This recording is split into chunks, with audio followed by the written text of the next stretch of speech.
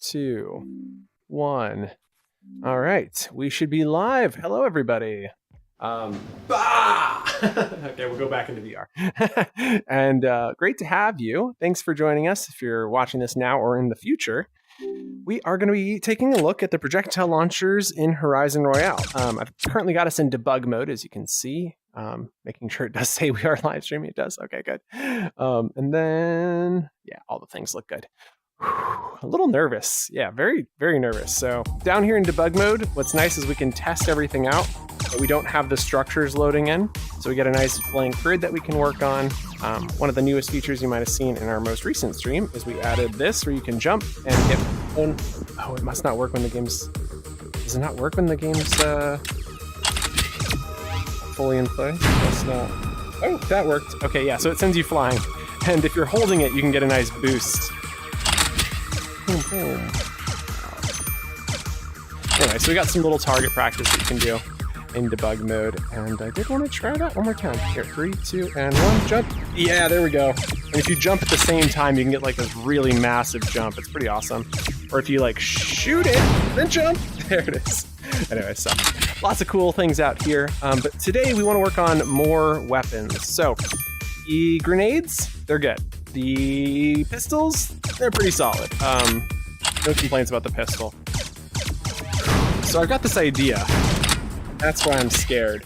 The idea is that the gun is not a gun. Also, welcome, Christopher. Thanks for joining us. Yes, hi! So, yeah, the idea is that the gun isn't a gun. This is going to sound bonkers, but let me show you the whole weapon pack. So FlexTie didn't just make one weapon for Horizon Royale. He made a bunch of them. Now, whenever we're working on this world especially, like I recommend this for all of your worlds, but this one especially because there's so much going on, got to make sure to stop the world. And I was surprised that so many people don't do that. It is a very, very good decision to do. So we're going to go into the asset library. I made a folder called FlexTie Weapon Pack. The original idea was that each weapon would have its own asset and then those assets would get spawned in, but it's really inefficient because we've been making so many changes to the pistol that now the sniper and shotguns do not function the same. So the idea is that these pedestals, instead of having, here, I'll pull one out so you can see it up close. These pedestals, instead of having the weapon on top, will just say the name of the weapon, and then you'll tap it with your hand, and then you'll receive that weapon by this skin loading onto your current gun skin. So that's the idea. I'm going to show you the whole pack of weapons right here. I think this is everything except for the pistol. It might actually include the pistol too. And so then the idea is that the guns themselves will run some extremely basic scripts. I'll come down here with you, Billy. Also say hi to Billy. Billy's in here with us. There's a few other people who might be able to join, but I think everybody's gone to bed. I know it's like midnight on the East Coast. It's 9 p.m. here on the West Coast, and I'm planning to be in bed by midnight. So yeah, 2.5 hours. We'll do our best. But yeah, here you go. We have the shield, which I'm super excited about. We got the auto rifle, the shotgun. We've already got the grenade in, the sniper, the rocket launcher, the grenade launcher, the sword. And as you can tell, these things are just incredible. Really, really well done. So great work to FlexTie. I don't think the pistol is in there. I'm not seeing one, right? No pistol. Yeah, okay. So the idea is that we're just going to swap the skins. And I think we're just going to test that idea out and see how well it works. So we're going to start by just deleting a bunch of stuff that we don't need, like this. There we go. Just taking a quick look at these numbers here. 0.7% object, 0.4% geo. Okay. I'm just like, it's quite a bit of object capacity for each grenade. I think we're currently running 3 grenades. That's 3% of our object count is basically right there. Well, I guess it's not exactly. It's more like 2.5, right? Yeah, 2.1. Shotgun at 1.6% is pretty crazy. 1.5% for the auto rifle. But these are half of what the Arena Clash pistols were, like the original Arena Clash pistols. This is half of the original cost.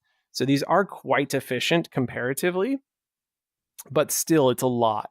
And the reason this is a lot is because I've been thinking that with this new swap, imagine that we only have to have a weapon for every player. That means we don't have to have extra weapons spawning out there. We only need to have one in, because when you swap out, you're swapping it for a different one. And these all do come in between that 1.3 and 1.7, looks like the most expensive for object count. Our geo is going between 0.9% and 0.6%, 0.5% here. So not terrible, not terrible. These numbers are just worth paying attention to because you don't want your world to go over capacity. Otherwise, it pops with a bug, different tiles won't load, and all of that. So just asset spawning is something, a little bit of a different behemoth. So we are done with the grenades. So I'm going to go ahead and pull that out of here. And then the next thing I wanted to look at, just going to go and start deleting all parts of this. There we go. This is like, not only did he design the guns, but he also designed an entire way to like show them off. It's so awesome. So not only are we done with that, we need a copy of the current shot or sniper. And so I'm going to delete everything but one of these. And so every time we make a change to the sniper, we have to basically delete all but one and then delete that one. And so this, it's quite a bit of work, but it's not too bad. Okay, make sure it just got that. Looks good. Didn't take anything I didn't mean to. There we go. And then we'll go ahead and delete this once that's done. Loading, loading. I'm like, come on, delete. You can do it. There they go. All right. If you guys have any questions, feel free to ask. I am going to be kind of like going through this as fast as possible, but just thought it would be really fun to have this information out there on the channel. So I appreciate you joining us tonight live, or in the future not live. That's also really cool. Seeing some invisible boxes. I'm not sure they're real though. They're not real. They're not real. He says they're not real. I could leave and come back, which would be a one way to tackle that. Looks good. Oh my gosh. My cat is knocking everything off. This is what cats do. Pippi, can you get down, please? She's knocking stuff off the stuff, and then down, down, kitty, down, down. Say hi to the cat. It's okay. She didn't break anything, I don't think.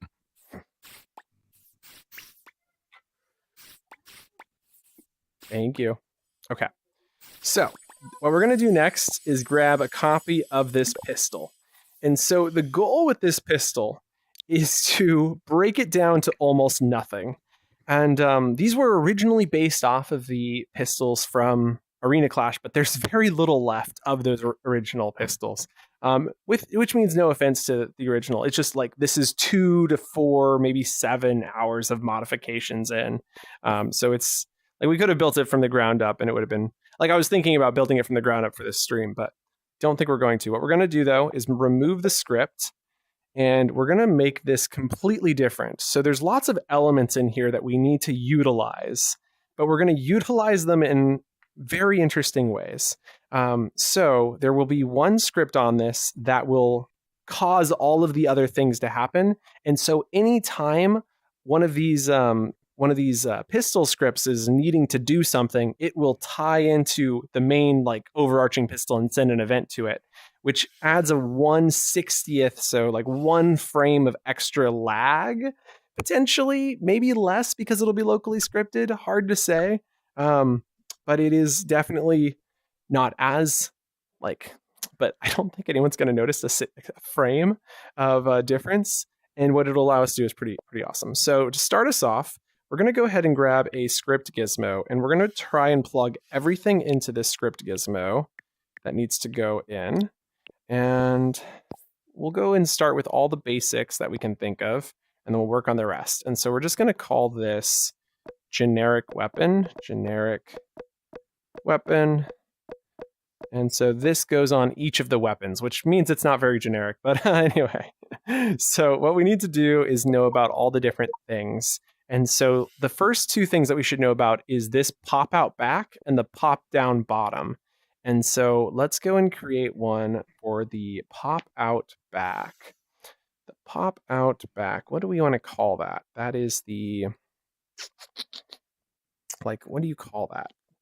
Well, we got the handle that's called the clip. So we'll create an object variable called the clip. And I don't know what to call the other one. Okay, and confirm. And then we need an object for the back one, which is the eject. Maybe like eject mechanism. We'll call it eject mech. Okay, and confirm. And so we need to engage with these, right? So when there is a running out of ammo, both of these get ejected.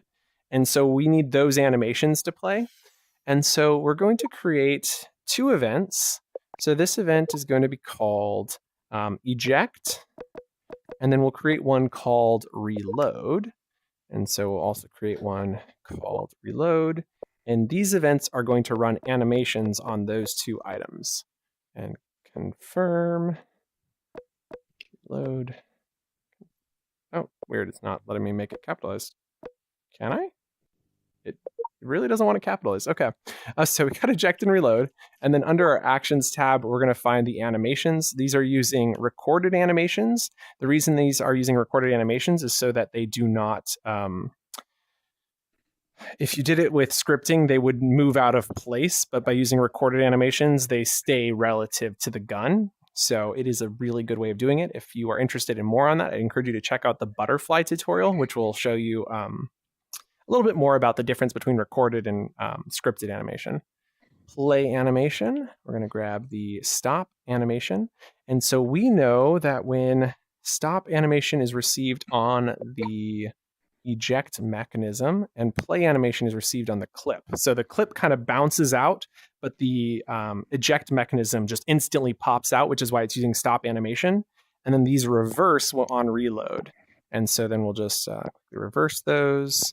So then we play the animation, which has it kind of slide in nicely for the end, whereas the top one pops in. And so the idea is that when you pop the clip back in, it's instantaneous. There's no lag on it. It's just instantly popped back in, which is why we use the stop animation. And this one slides back in, which is why we play the animation. So they're both doing the opposite in each of these events, but it creates a really, really nice animation effect. Okay, so we got eject, we've got reload. There are some sound effects related to this, but I believe what we're going to need to do is move those sound effects into our main gun. And so we won't be using the sound effects from this gun. Those will stay on the grabbable element. And so this is just the visual element. But that does bring up the firing here, which I'm thinking we might want to bring in. Yeah.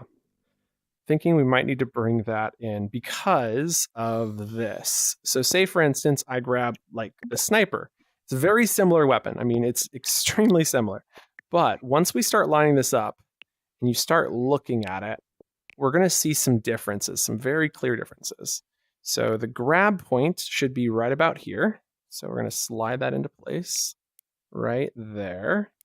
And so when you're grabbing this, you'll note this is fortunately in about the same position. That's not true for all weapons.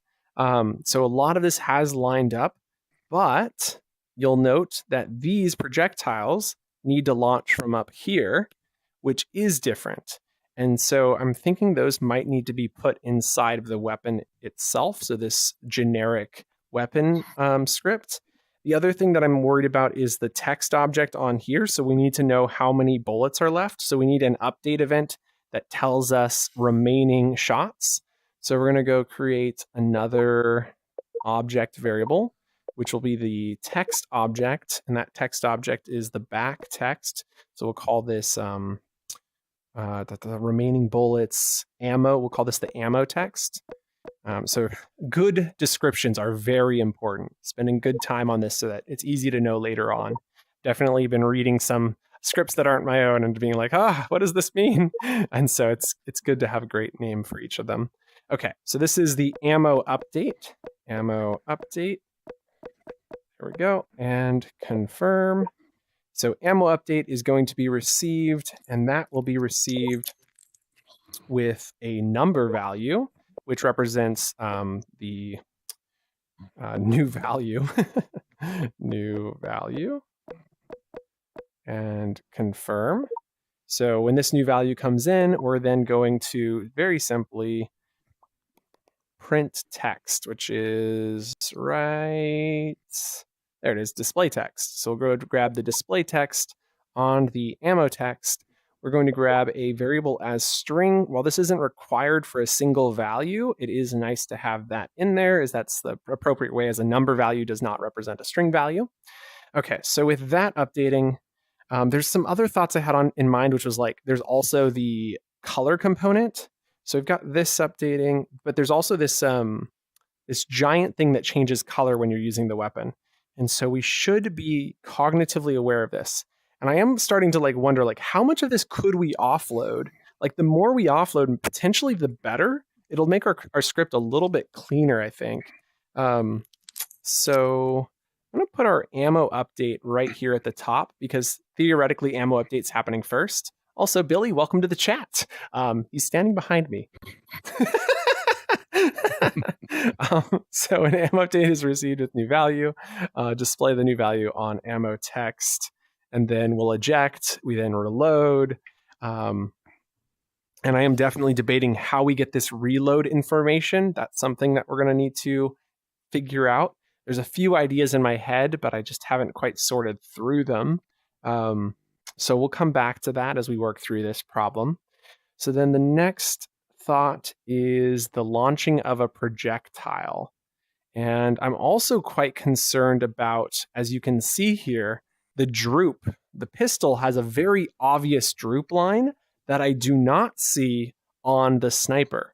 And so as you can tell, this droops off, which is firing straight. I know it doesn't look straight, but it's firing in line with this top one, which is where your line of sight is. And so it does fire straight when you use it in the game. But as you can see here, it's actually not straight in line with this. It does slightly droop down. So I do think we need to have these values coming out of here. And so what I'm thinking might be the way to go is to reference these objects and do a get value. Also, welcome, Galaxy. Thanks for joining the chat. We have a new event, or excuse me, a new object variable we're going to create. And this is going to be to get information. I think we're going to do the same thing for this one, and this one. I mean, I might need to do this with a lot more values, because I remember when we built the original sniper and shotgun, we gave them slightly different sound effects so that they would have, like, one would be more of a pew and one would be more of a pff, right? So like you got the normal sniper, which is a pff, psh, psh, and you got the pew pew of the sniper, and then the pff, pff of the shotgun. So having those sound effects is really important, having them different. So we do need to reference that as well. So I'm going to kind of work through these slowly but surely. We're going to start with the raycast. So we're going to call this raycast. And the raycast on these weapons, if you haven't seen this before, this raycast fires outward to find the hit point, which then allows this hit ring to show where that hit point is. Just quickly checking. Did we do that right? Yo, so good, so good. I'll explain that one later when we get to it, but I'm so excited about that. Okay, so we got the raycast, and the next one was the projectile launcher. So projectile launcher. Okay, and confirm. And so my thought process here is we're imagining player puts hand in trigger, trigger then sends an event with like an asset, and that asset is then told to the pistol itself, hey, new asset, spawn me in. That asset's then spawned in. Pistol and asset started communication. Mind you, this is all happening within like a third to half a second. It's like ridiculously fast. So like picking up a weapon will not feel super cumbersome. It should feel really slick. And so when you go to pick up a weapon, they start communicating. And during that communication, the pistol's like, oh snap, we got a new weapon. And then it's receiving, there's a raycast, there's a projectile launcher, and it's sending that information off to everybody who needs to know about that information so that they can take care of their responsibilities. And what I'd like to do today, which is very difficult, but I think it would be the right decision, is there's a few items on here that I think we could move into either our pistol script or into this script here. So for instance, we have to send an event to do our reload. Well, there's some reload sound effects that play. Might make sense to put that in there. Even like the ammo update is happening every time that the index trigger is fired. So that might be nice to put in here. Speaking of the script, we do need to make this a local script. Yep, this has got to be a local script and safe. I don't like doing local scripts. They're scary, to say the least. Got to make sure your world is stopped is like the first key to using anything locally scripted, but does need to be locally scripted. Okay. I'm going to delete the sniper since we're not working on that just yet. And I'm going to think about these two objects as needing to be sent to their respective parties. And so my thought process is that the pistol is the receiving end, and the pistol then sends the data out to everybody who needs to know it. So the targeting reticle, which is that little circle we were showing you a minute ago, needs to know about the ray right here. And so what this will have is an event that says set ray to be new ray. And so we'll have to type all this in. I just want to focus on the one first, but I'm imagining pistol receives ray, pistol sends new ray to the targeting reticle. Similarly for the projectile. The problem is this gizmo projectile script currently runs on the projectile. And so we're going to have to work on moving that somewhere else or onto a controller of some sort. So let's go and quickly tie in a couple events. I'm thinking it might just be best to break these into their... So we're going to call this get raycast. And the get raycast event will be received with an object variable. This object variable represents the pistol or the item requester. So this is the requester. And then we send the requester the item back. So we send event to the requester with, we'll call this event get raycast as well, trying to keep the names very similar, so we kind of get used to the same naming structure. And then we're going to add the raycast to the end here. Now that is how we're going to send the raycast data back. So pistol sends get raycast with itself as a parameter, and then this sends get raycast back to it with the requester to that requester pistol with the raycast as a parameter. What this means is we don't necessarily have to get this from the pistol. We could run this from some other object that also needs to get the raycast, which is why we pass the parameter in. We also don't have it saved over here, and there isn't a way to save it, so this does have to come from somewhere. We're going to go ahead and duplicate this one time, and the second one is get projectile launcher. So we'll create a new event called get projectile launcher. Okay, and confirm. So get projectile launcher is also received with a requester. It then sends that same get projectile launcher back. So we'll go ahead and find that here with not the raycast, but the projectile launcher. And so these are now two ways to send data back. Okay, so we've taken care of those two items. We'll notice that there is the sound effect here, which is the fire sound effect. There is some like error sound effects up here. There's the unload sound effect. So I think we can tie this into these three elements here, because ammo update happens when a fire, or like when the index trigger is pressed, right? So ammo update will happen, eject will happen, reload will happen. So all of those sound effects can just be linked into our weapon and stored in here as object variables. I'm just thinking, was there anything I needed to know? I think there is. I'm also being very careful right now not to ungroup this, because this has a lot of information about its position value and rotation value that I don't want to lose. I worked hard with, what's his name? Dalebait. Dalebait, he's a expert. Should be at the top of one of these leaderboards. There he is, number 9. He's come down a little bit, but he'll get back up there. Oh, there he is, number 6 over here. Anyway, so Dalebait, expert firer, and he's like, bro, it seems like it's off by 1 degree. And I was like, what do you mean it's off by 1 degree? And then he showed me like, and I was like, okay. So anyway, apparently the way this fires is now just like perfect for the way you rotate. And I really appreciate him showing me these little tricks there. So try not to ungroup it. And instead, what we're going to do is start by attaching that generic weapon script. So we'll get that attached right now. And then we're going to start plugging in these values. We're also going to zoom in and ungroup this right here. This runs the ammo indicator script. The plan isn't to run any of the scripts from that script stack on this weapon, so we need to remove this anyway. And I can just remove it by ungrouping it because it's just a 2-sound group. It's literally just these 2 sound effects.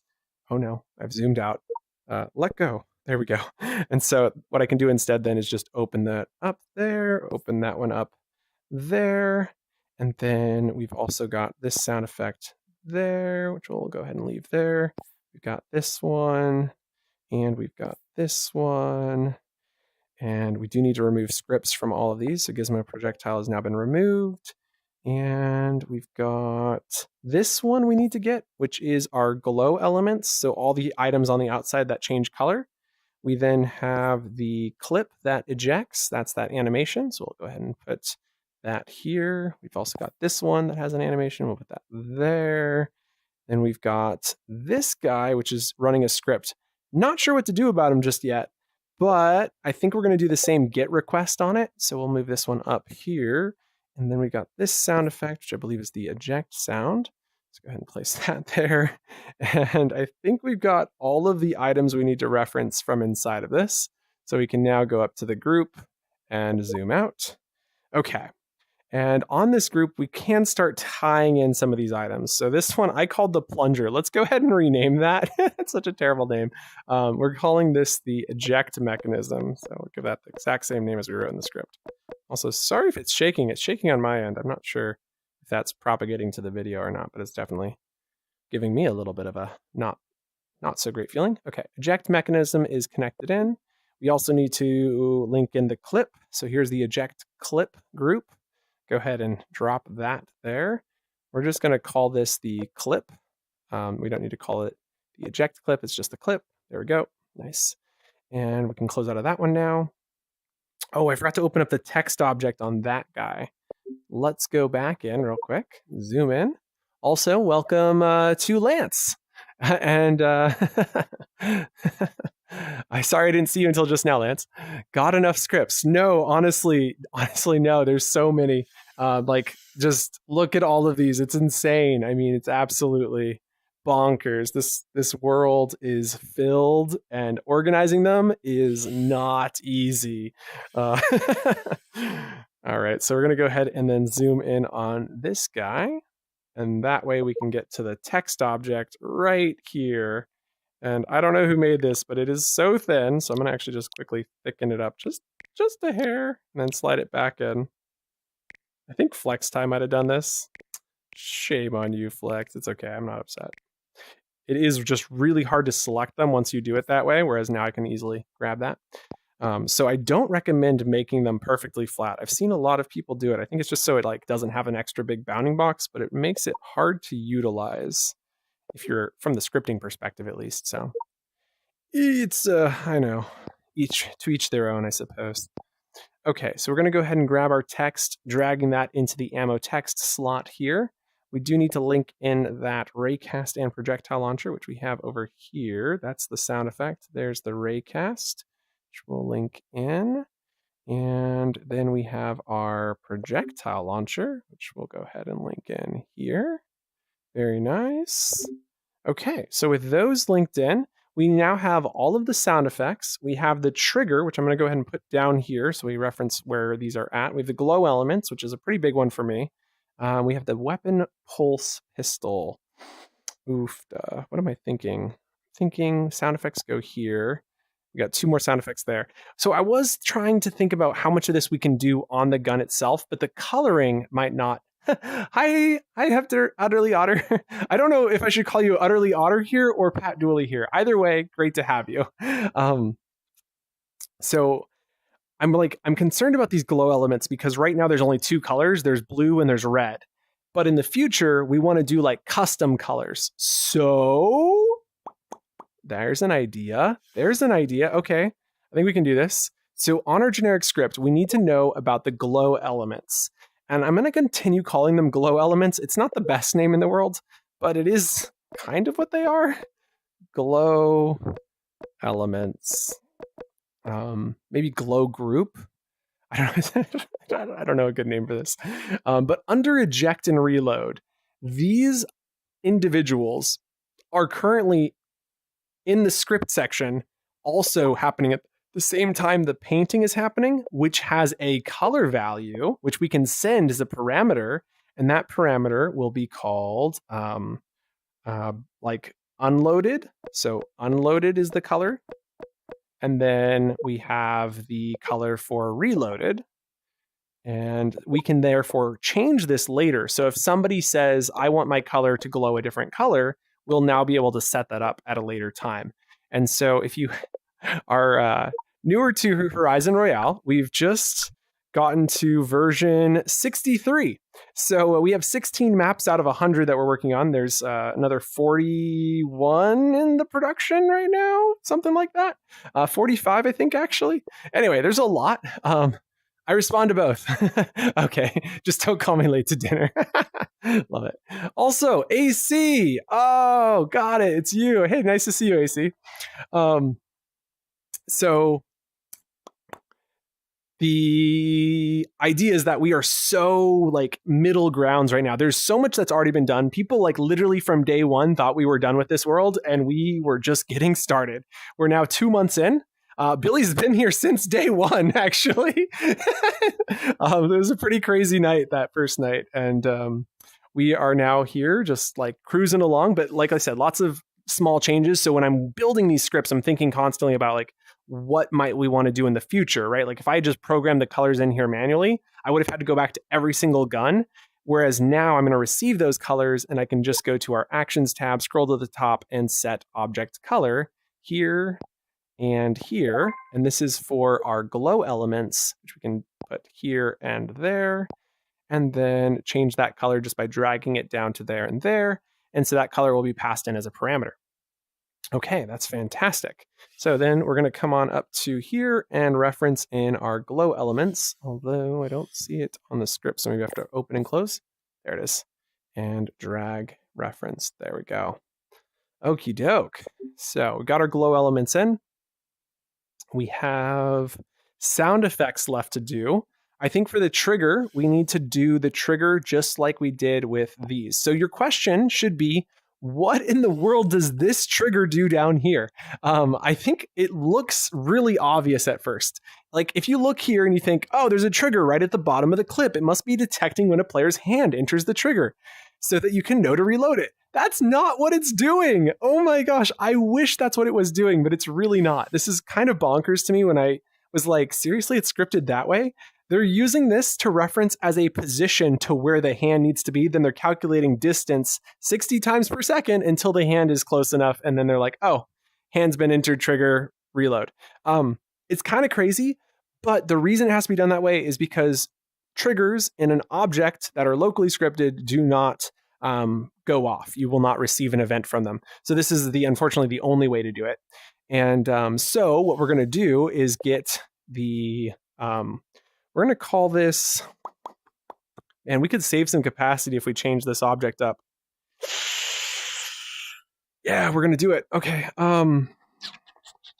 This new event is going to be called get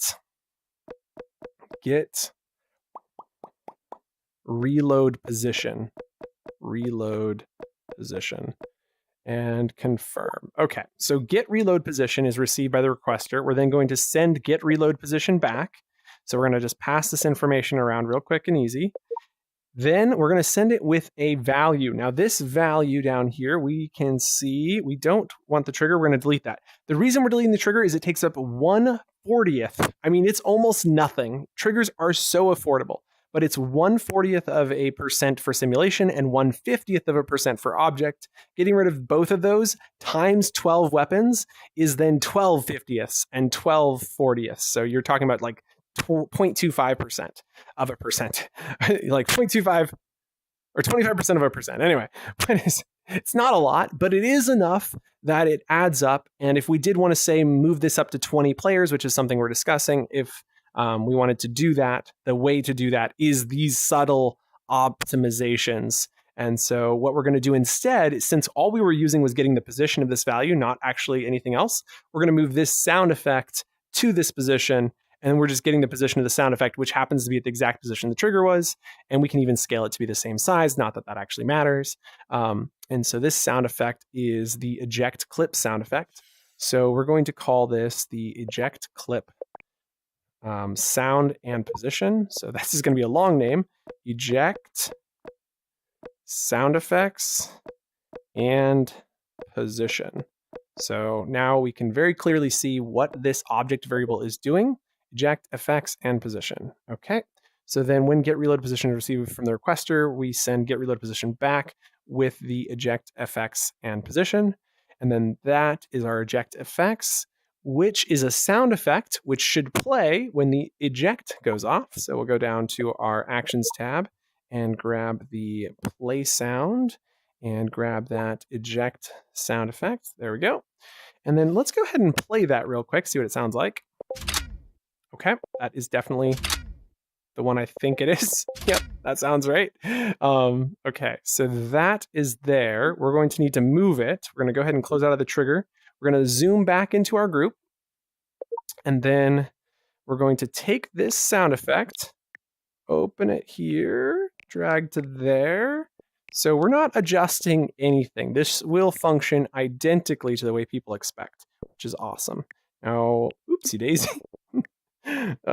Oopsie, what did I do? I don't even know. Okay, can I grab this without accidentally grabbing something else? There it is. Okay, and delete. There we go. Open the properties panel for this guy again, and go ahead and zoom out. We can then link our eject. It already is linked in, isn't it? No, it's not. We have to reopen and close this. There it is. Eject effects, glow elements are already linked in. We can close that. Here is the eject sound. Double check, stop and play. Perfect. Okay, and drag drop. Booyah. Okay, done.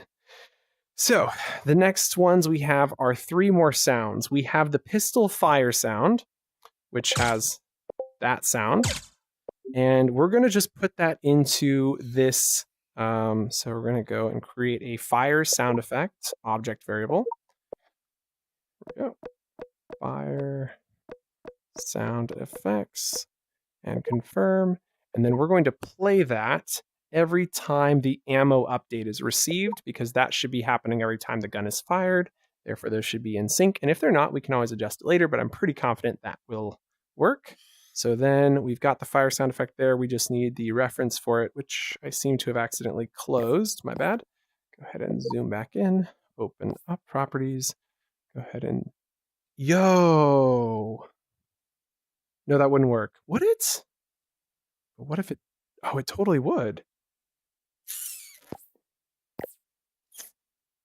Brain is thinking.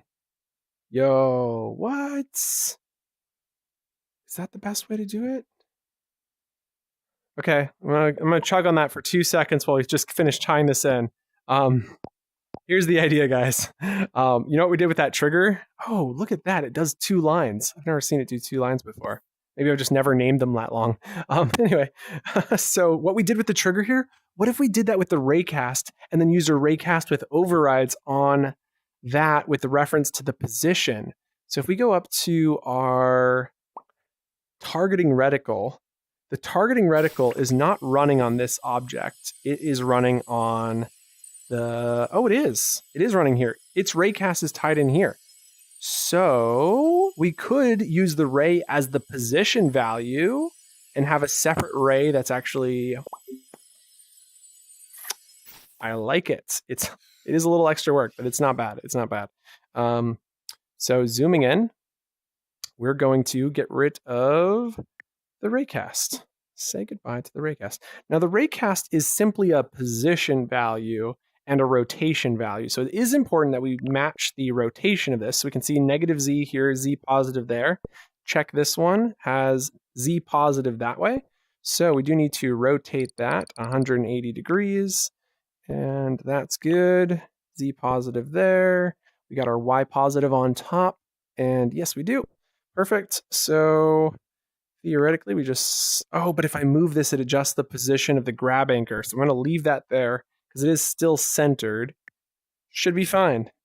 Let's go. Okay, so we don't need the raycast, which saves us one object, which is something. It's not nothing. We are running out of object capacity with some of our maps here, so it's like saving 12 objects is actually something we're concerned about. And so we've spent literally hours working on maps to make sure that they're optimized down to the very last object. So definitely in our minds, this could even be replaced by one text object. I'm like hyper optimizing. But okay, we've got that is going to be a reference for our position value. So what I wanted to do was then go into our script and rename the fire sound effect. So we're going to delete that. New object variable called fire sound effects, fire position and sound effect. Fire position and sound effects. That makes sense. And confirm and drag and drop that back where we're using it here. And then down here, when we're sending get raycast, we're going to go ahead and drop this into here.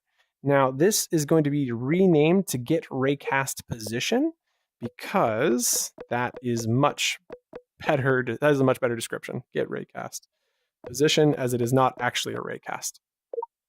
Confirm, get raycast position, swap this with get raycast position.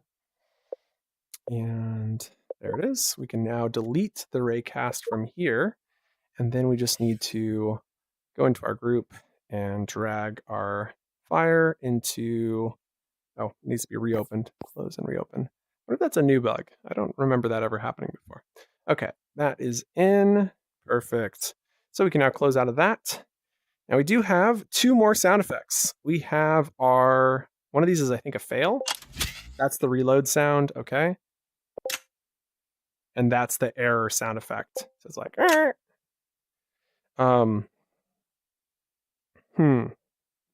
trying to remember how these sound effects were linked into the original. Might have to look in just a second.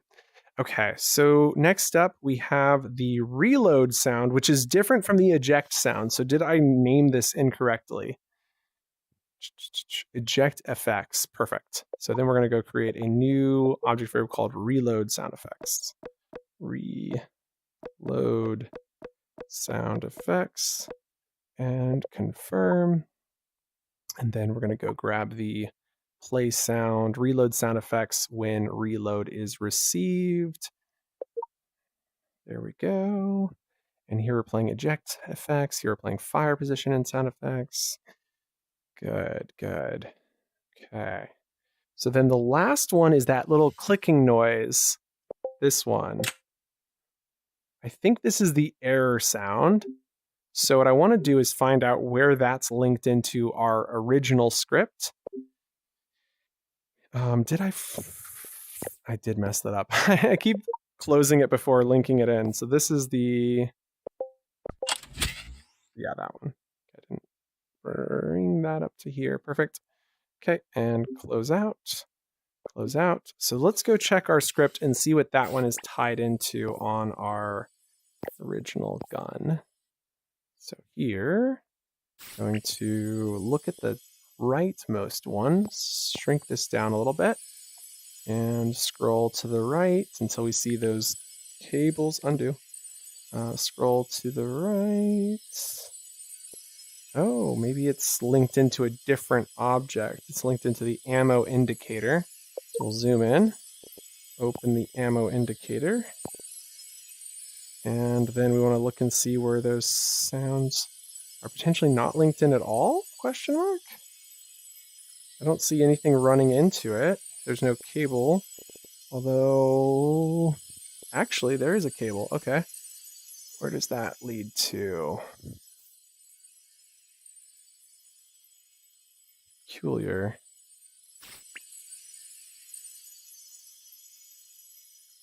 Ah, those are in here. Can I scroll up?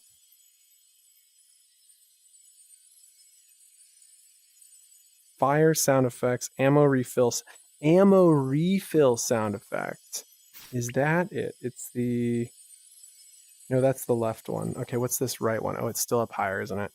Okay. And fire error sound effect. Okay, it is the dry fire. Oh, okay, so this is what fires when you keep firing, but there's no ammo left. And so while you're waiting, got it. Okay, that makes sense. So this is the dry fire or fire error sound effect. Okay, either of those names sounds good to me. Let's go ahead and go up here. And I'm kind of wondering, and create new object variable. I kind of like the name dry fire sound effect better. I think that actually is a better description for what's happening. Whereas error sound effect doesn't really tell me exactly what the error is. Confirm. So dry fire seems very clear. So ammo update, I had this idea. It says if and else. So if else equals, so, and then move this to the top, move this into the else, put the new value in the A slot. And what we're saying is if the new value equals 0, then we play the error sound effect. There we go. Otherwise, we play the regular fire sound. So dry fire sound effect. There we go. Okay. So that is good. We'll then open up the properties and link that one in as well. And zoom out. Link that into here. Perfect. Whew. Okay. Dry fire sound effect linked in. We got all our sounds linked in. This gun is pretty close to being ready to be used. We now need to link this to the rest of our scripts. Look at all those lines, right? Oh my gosh, wasn't it crazy? Yeah. Does anything else need to be known by anyone else? Right now, the only values we're passing out is the raycast position, the projectile launcher position, and the reload position, all of which we imagine is going to the pistol. So I'm thinking maybe we send it as a single event since it's only 3 items. Is there any other item we need to send? Or are those the only 3 that it needs to know about? This is scary, guys. Feels like a very scary script. And shake. And stretch. Oh, yeah. There we go. Okay. So we need to pass all this information in. We need to also move this every frame, which shouldn't be a difficult thing to do. Pistol control. So this one is the control, right? This is our weapon control, pistol control. Yep. And it's linked into the plit assigner as well as the pistol group. And there's a bunch of things in there. I just want to start by moving it.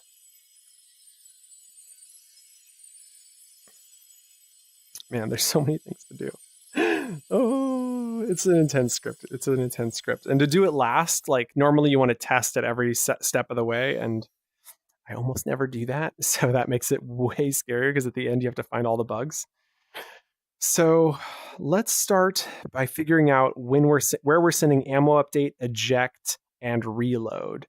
Because I feel like all of that is happening on, like, what is this ammo indicator even doing? Ammo indicator has a post-start event which transfers a bunch of ownership, which I get. Maybe we actually need to do that on our pistol down there now that I think about it. Yeah, we might need to transfer ownership of all the... We definitely need to transfer ownership. But it might actually... It's a good question. It's a really good question. To transfer ownership of all the items, question mark. Let's go put that in as a question mark. So we'll go to the very top. And because I like to think chronologically, we'll put our comments at the very, very top here. So comment, transfer ownership, question mark. Really, this question is, when we transfer ownership of the entire group, when it becomes owned, is that enough? Like, does that cause all the subsequent entities inside of it to become owned by the player? Or do we have to manually say every single one? We're going to test that and find out. And that's the transfer ownership question. Okay. we can always roll back. If like something goes really bad, we can always roll the world back and save an asset of what we got. I'm just like trying to settle my fears. Okay, so all we do here is just transfer a bunch of ownership. We then send display to self with current ammo, max ammo, and reserve ammo. So the display event happens on start, which is what gives it its starting. Like this starts at 10, and that's why you'll see when like right now there's the bug where it comes in with 10, even though it only has 4 on the shotgun and the sniper. So I think those values are anyway. So that's where this is supposed to update it. But for some reason, that doesn't actually update when the sniper and pistol load in, which is weird unless the default value is set in here to 10. Ah, it is. That would explain it. Okay, so it has to be changed here, which won't be a problem if we can just completely remove this, which is the goal here. So when grab state is received with grabbed, send set active to reticle with grabbed. So this event here is letting the reticle, which is that circle, know when the pistol has been grabbed. Query is, of course, why is the ammo indicator the one telling the reticle about that? You don't have to answer that, whoever wrote the script. Yes, I know it was you, Vu. Okay. It's more just like, it's an interesting way of doing it. I think we can move that to the pistol, though. I don't think we need to keep that here. I think we can just move this entire thing. There was probably other code here. Like I said, I spent 2 to 7 hours deleting a lot of this stuff. So there might have been some other code running in here that made this make sense. But we don't need that anymore. So when my event is received, we stop animation on mechanism. If current ammo is greater than 0, play sound mechanism, open sound effects, stop animation mechanism. If mechanism is continuous, play animation mechanism. Yeah, there's a lot of things going on here that I don't think we need. I think really this is the big one. So I'm going to start by pulling stuff up that we need to make sure to save. And everything we don't need, I'm going to go ahead and delete. And I'm going to add a comment to kind of like be the divider. So go over here, grab comment, divide this section. So this is the one thing we need to go and add to the scripty bit. In here, none of this is something we have to worry about. This is all going to be sent from the pistol. Set reload mechanism state is received with open, stop animation, set open to open, stop animation, play animation. Lots of stopping animation and playing animation. I think this made a lot more sense when there were 4. There used to be some addition. There was another piece here that animated. There was another piece here that animated, and I deleted all of that. So I think this made a lot more sense when there were a lot more animations, but now there's not. So this was also playing the stop sounds. It was stopping the sound and then playing the sound, which is interesting. We might have to bring that back. I think that gives it, well, maybe not. I'm not sure. Play sound, stop. We might bring that back because I think what happens is if you were saying like, imagine you're playing like a sound that said A, B, C, and then you cut it like at B. So you go A, B, and then if you don't use the stop sound, it'll go A, B, C, A, B, and it'll be like saying the next A, B, C while A, B is happening. So like, so I think we might need to add stop sound in there just to make sure only one sound is playing at the same time. Might not be necessary, but might be worth trying. When play FX is received with an FX, move the FX to the position of self. Play sound on FX, play visual effects on FX. I don't know if that's being used anywhere.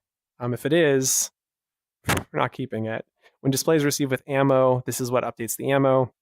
It obviously had like reserve values that we're not using anymore. I think this was to also make that other thing that we don't have anymore, transfer ownership of reticle, transfer ownership of reload trigger, set display string to current ammo, display string, set coloration, send set coloration to self. So this is where we have the colors coming in, which we do need to get. Set laser sight and text display. I don't think we have that being updated unless it's already in the group. It's not in the group though, so we need to update that in our script, which is a pretty easy change. We just go and duplicate the part here where it sets the color, and I'm going to put the color setting at the bottom, and then this is going to change the color of our ammo text. So we'll drag that there, and then we'll duplicate this at the bottom here, drag in reloaded, and then drag this down to the bottom. There we go. Nice. Okie doke. ABC, easy as 1, 2, 3. Thank you, Billy. Okay, so then let's go back to our ammo indicator here. Set enabled to reticle with is enabled and % greater than 0. Set enabled, send display to self with current ammo. Okay. A lot of things happening in here. Current ammo is coming from the pistol. Like, we can move this all to the pistol. I'm going to say this, though, which I know like I maybe sound a little like pessimistic or negative on the creator of this original script. I do think it's very important to break your scripts into as many smaller segments and pieces as possible. And when this script was as massive as it was, having it in a stack that looked like this made a lot of sense because there were just so many pieces and elements. But now we've kind of simplified it. We've also broken it into a bunch of elements on that script there. So that, and we don't have half of the things that were in the original pistol. So we can delete all of this. And we do need to get all this coming from the pistol, but we'll remember to do that. Okay. So ammo indicator is a script we don't really need. We just need to send set active to reticle with grabbed. So this was the set grab state event. So pistol was therefore sending this event. So if we scroll into the pistol script and find where it sends the set grab state, here it is, sends set grab state to ammo indicator with true. We're now going to send this as not set grab state, but we're going to send it to the reticle, which should be inside of this script. Dun, dun, dun, dun, dun, I'd hope. Apparently it's not, so we might have to go and link that in. Ammo refill, fire sound effect, projectile, ammo indicator. Okay, we're going to go fire, arrow, sound effects, reload, trigger, grab sound effects, laser sight, pistol control. Okay, we need a object reticle. Reticle. And confirm. We're then going to send the event to the reticle with the true or false Boolean. We do need to know what that event name is because I already forgot. It is the set active. So let's go ahead and delete the ammo indicator script. And we're going to put this as set active. Let's see if I can find that. GHIGAPQRS, set active. There we go. And do that here as well. Although, to be honest, it's just faster to duplicate it here and then flip the Boolean to false. Booyah.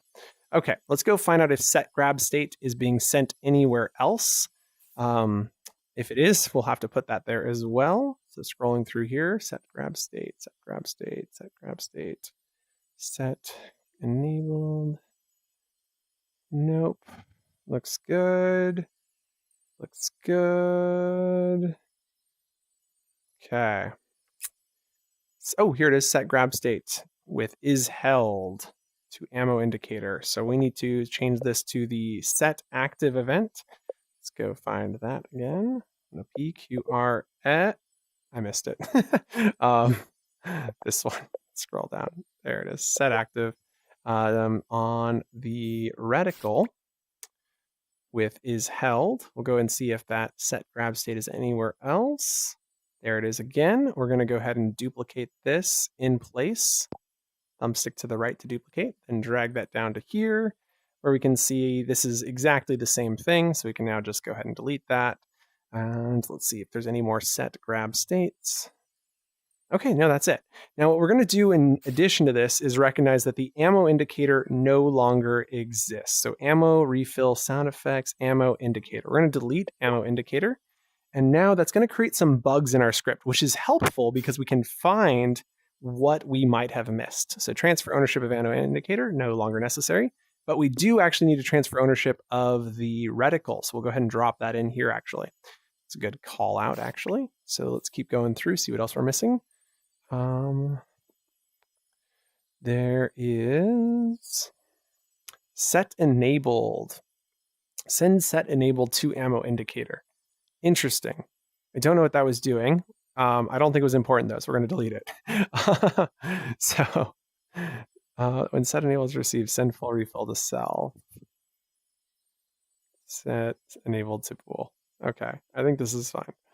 When full refill is received, set reserve ammo. There's still another one in here. Let's keep scrolling. There should be a few more actually. And these are the good juicy ones. Send display to ammo indicator with current ammo, max ammo, and reserve ammo.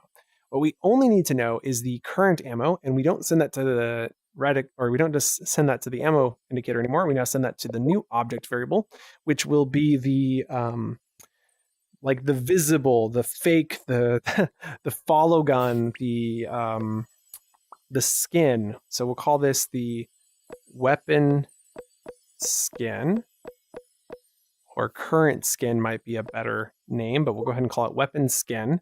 And so we're going to send not display. We're not going to send anything other than the current ammo. And we're sending that as the ammo update event to weapon skin with current ammo. So when we scroll down over to here, we'll double check that that is the event we sent, ammo update with number value, and that does all the things. Fantastic. What we do need to find out is if that is happening every time the index trigger is pressed. And this event is the show reload mechanism is received. Interesting. Set reload mechanism state to ammo indicator with reload available. Send set reload mechanism state. I think this is going to make it reload, right? So it sets current ammo to 0. It's then sending 0 through. So this means it's time to reload. So we don't need the Boolean variable. We do need to send another event to the weapon skin. So we're going to duplicate this. That event is the eject event, I believe is what we were calling that. We'll double check in a second, but we don't send it with a value. And that replaces this line here. So let's go check and see if that was indeed called eject. And the answer is, it is indeed called eject, but it's sent with a color value for unloaded. I did forget to save those values, but they should be pretty easy to find. Let's double check there's no color values in here. There is not. So we're going to go create 2 color variables. One is called unloaded and confirm, and the other one is called loaded. I think the only place these color values were saved was on that previous script I just deleted. Oops. Look at him shaking his head like, oh, I can't believe you would do that. But the blue value is here. And I think actually the easier option is if I go into my asset library here, go to assets, down to flex tie weapon pack. We have the very, very beginning pistol, and this should have the red. Watch it be some very simple red. I'm going to pull this over here out of the way, and opening up ammo indicator, going to the color section, we can see it was just 100. Like I said, no reason to keep that around. It was just 100. I should have known it would be something simple. So when unloaded is received, it's just set to be 100% red, 0% green, 0% blue. And when loaded is received, that's going to set it to be this color that you see on it currently. And so we're going to find one of these that doesn't have anything crazy going on. It all has something crazy going on, doesn't it? Open, ungroup, open, ungroup. Just need one element.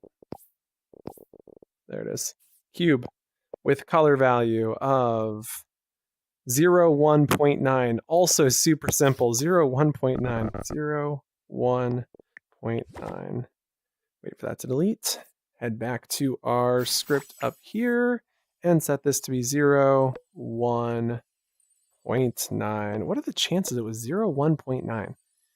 That's just so strange. It's such a nice number. Is it just this cyan? Is it just this one? Is it just a really base level cyan? I gotta find out. I'm like perplexed now. Is the cyan we're using simply this cyan here? But then I guess when you make it unlit, it gives it that really cool look. Is it? Open properties panel, attributes? It is not. Huh. Okay. I don't know how he got the number to look so clean, but it is a very clean blue. I like it a lot. With that, we now have the color values, which we remember are being sent here in this eject with the unloaded color. There we go. So that'll be received, so it'll be painted correctly. And then we have this one here that's sending set reload mechanism state. This is under reload. So let's actually go ahead and duplicate this down into here because it's a very similar script.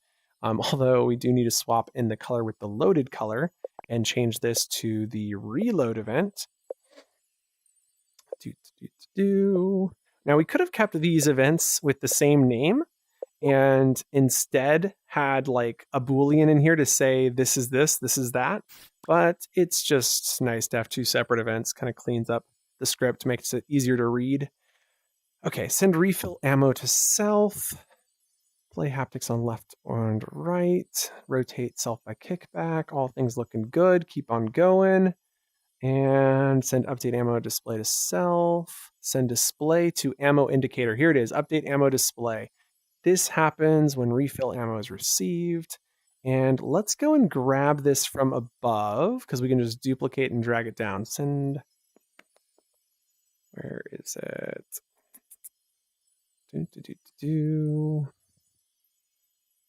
When index trigger is released while grab, send fire. This is actually when send full refill, set active. Okay, I've lost it. I knew this was in here somewhere. On fired, reload. The thing is called ammo update. That's what I'm looking for. Script name, ammo update. There it is. To weapon skin with current ammo. So we'll duplicate that and drag that down to our newest red line. There it is. So we send display to ammo indicator with current ammo. This is the same value. We can now delete this one. And when object is grabbed by player, all this stuff seems to be good. When object is released by player, send set active when current respawn is received. Current respawn when button 2 is pressed. Button 1 is pressed, and show reload mechanism itself. Okay, we've cleared out all of the things that were related to the ammo indicator. Decent, very nice. Also, whoa, there we go. And oh my goodness. So that is now going to update every time you press your index trigger. It's going to update that. I do want to test this early and often. There's a lot of things we're missing. But there's a lot we've already got in. So let's go ahead and start by going into our gun and dragging this down to here. We're then going to reference this into the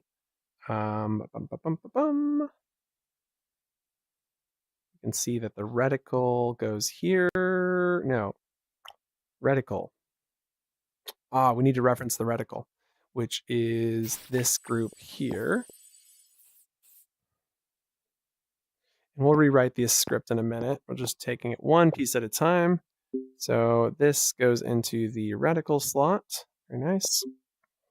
And now with that linked in, what we should be seeing happening right now is this gun should be firing. Not really, but clear and play. Okay. Now if I join the world, it snaps to my waist. It's not perfect. Not grabbable even. Build mode, play mode. Not grabbable even. Interesting. Oh, I can't even move. It's not even letting me walk or jump. What the heck? What the heck? Huh. Stop. Clear. And play that one more time. 3, 2, and 1. Join world. Oh, now it's working. Okay, it was just a bug. Okay, so now what we should see is the number on the back. 9, 10, 8, 7, 6, 5, 4, 3, 2, 1. There we go. And it did not do the thing on world starts. We need to fix that. Oh, there it goes, and it reloads. Perfect. As far as I'm concerned, that is doing the animation that we want it to do. It's doing the coloring that we want it to do. Yeah, that's looking really good. Oh, I love it. You get the sound effects, but we're getting the sound effects twice. I think there might be a delay on here because we haven't transferred ownership yet. That's okay. We'll get back to that. Okay. Build mode. Stop world. Clear. Okay, so the first thing that we're noticing is this starts as open, and we don't want it to start as open. So if I zoom into this and open up the properties panel of this guy and then zoom out, does this say play on start? And if we said play on start, would that work? I think it would. I think that would work, which should solve the problem we saw without having to write any script. So, booyah. Love not writing an extra line. That worked pretty well. So I think it's time to link in the sound effects, or really unlink the other sound effects. And so we do not want the position and scale of this to change. We want this to stay the same. And so, while this isn't the prettiest thing I've ever done, we're going to grab a sound. And we're not going to care about the sound it makes. And so then we're going to make sure to turn off play on start. Good. And then we're going to use this as a size reference for the entire weapon.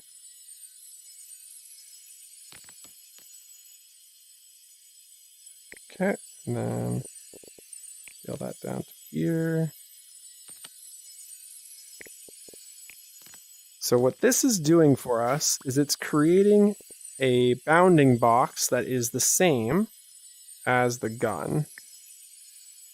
So we're going to go ahead and bring that into the gun, which is unfortunately going to be somewhat difficult. So I think, what's the easiest way to do this? Slide this to the left. We can then undo when we're done. Open the properties panel of this guy. Hit the undo button. There we go. Oh wait, reselect it. Got it. Zoom into the group. Let go. Okay. We've zoomed this into the group, which now means we can do a bunch of things, like all of this stuff that we don't need in the group anymore. This was previously running the ammo indicator script, so this one can actually be deleted. Got the sounds over there. This is the visual color changing, which we've already got working. We've got this guy in, so that's working. We've got these guys need to be linked in and working, but that's okay. We'll get to it. I don't think there's any script. Well, there is a script running on this projectile launcher, isn't there? Gonna have to sort through that one. We'll get to that. Undo and delete this one. We don't need, actually we do need that for now. Oh, I really don't like this one, but I mean, we could just get rid of it. I've never liked it. Yeah. Why we don't need this? I'll show you why we don't need it in just a sec. Okay. We don't need this guy either. We got that linked in. And the only thing we really need is this grabbable anchor. So this is the one that we need to make sure we do not accidentally touch, this one right here. What we want to do to it is make it non-visible but collidable. This is where you're actually grabbing onto. The only collidable element, or supposed to be the only collidable element in the gun, actually. Then go ahead and delete this. But that's when you like reach for it, that's what you'll actually be grabbing. So for the time being, going to get rid of everything, and then this is exciting and scary all at the same time. Delete. Anything else in here? I think that's pretty much it. We left 2 objects plus the sound, which represents the massive border that it used to take up, so that the grab points are the same. Okay, and zoom out. Okie doke, close out of this. Grab whatever this is. What are you? Cube reference? No. Oh, there's a thing at the bottom. Let's go fix that. Zoom in. And grab this gun. There we go. And zoom out. Okay. So, what we need to do is a few things, like quite a few things really. Let's start with one at a time. So thing one is when we're transferring ownership on world start, we also need to transfer ownership just for the testing purposes right now until we start asset spawning. We need to throw the weapon skin in there. So transfer ownership of weapon skin to the owner ID. Transfer ownership of the reticle to owner ID. And all of that's good. And then we do not have a bunch of those objects anymore. They just do not exist. So when I open up the properties panel for this, let's go and delete all of the items in here that no longer, so like laser sight, no longer has a object. Grab sound effect no longer has an object. Neither reload trigger nor fire. Oh yeah, we want to tackle reload trigger. Reload trigger and fire error. Fire error. And then what else? Ammo refill sound effect and fire sound effect are gone. There we go.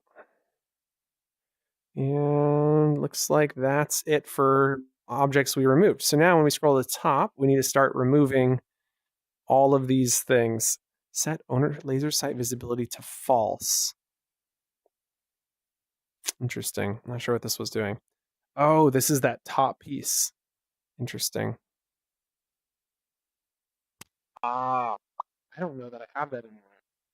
I have to go put that in somewhere. An object is wrapped in laser sight. Okay, so we need to go quickly put this in as an event on our reticle or on our generic weapon script, which will be check and reload. What it does is it hides and shows all of the laser lights. So we're going to create an event called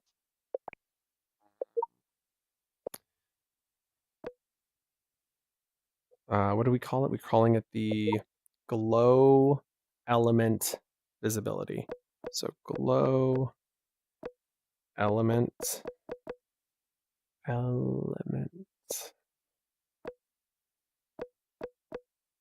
E-L-E element. Oh my goodness. There it goes. Element visibility.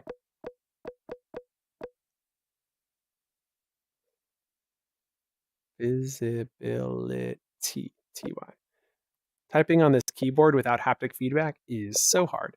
We're going to send this with a Boolean variable, which is whether it's visible or not. So is visible. Visible. There we go. And confirm. And then we go over to our actions tab, scroll to the top where we have set object visibility. We can now just drag the glow elements and then set visibility to this is visible, which will allow us to turn it off and on with a single element. Then or a single line there. We'll scroll back over here and then send event to the reticle, or not to the reticle, excuse me, to the weapon skin. Send event. What did we call that again? Oh my goodness. Just 2 seconds and I've already lost it. Set glow elements visibility to the Boolean value false. And now we can delete that. Perfect. Okay, so that fixed that line. We'll keep scrolling. We don't need to transfer ownership of these items here. We've already transferred ownership of the weapon skin, which we're hoping transfer ownership of all of the elements. Otherwise, we'll add an event that transfers ownership of all those elements. Keep scrolling, keep scrolling, keep scrolling. Play sound on fire sound effect. This is happening here, which is when, but we're doing it when the ammo update event is received, but you'll see that it sends do fire feedback to self, right? Let's go check. I believe on do fire feedback, I believe is going to send the event. So let's go quickly check. Do fire feedback sends vibrate to self. Vibrate plays vibrations. Okay, weird. Oh wait, was this the fire error sound effect? No, where are we? Let's scroll back up. What sound effect were we trying to play on? Fire sound effect. Why is that? ammo is, if fire is enabled. Oh, this must be a sub event that happens afterward. Got it. This is like fire is sent from somewhere. And so this checks current ammo to be 0, and then it's saying play the error sound. We actually already have it set up to play error if it equals 0. So we've already done what it's done there. And we wanted to check. No, we don't need to check anything. That's fine. We've already done it. We're good. Let's go and see what else is erroring up in here. Dun, dun, dun. Play sound on ammo refill sound effect. And we can see update ammo display is sent to self. Current ammo is there. When update ammo display is received on self right here, you can see that we then, and you can see then that we are also sending the ammo update to the weapon skin, which is going to play the sound effect that we just deleted. Okay. When object is grabbed by player, we have a grab sound effect. We have deleted said grab sound effect. I do not remember there being a grab sound effect. What was the grab sound? What was the grab sound? I bet it was one of the regular sounds. It must have been. I bet it was one of the regular sounds. So we're going to go ahead and pull out that stack again so we can quickly investigate. Asset library, going into flex tie weapon pack, pistol. There it is. Also, welcome Galactic Victoria. Great to have you. Let's go in and see what was linked in under grab sound effect. La la da da da da.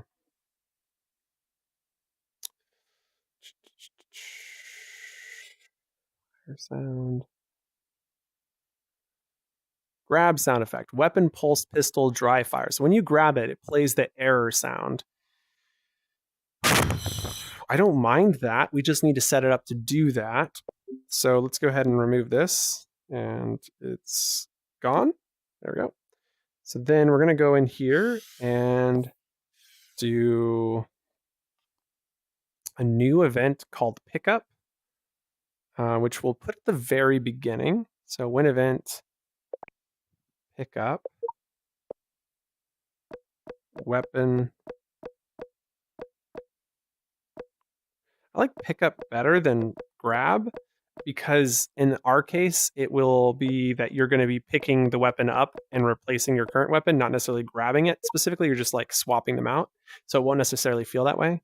So we want to do play sound on dry fire sound effect. When weapon pickup is received, we can then go into our pistol and send the weapon pickup sound in this place. So send event weapon bottom weapon pickup to the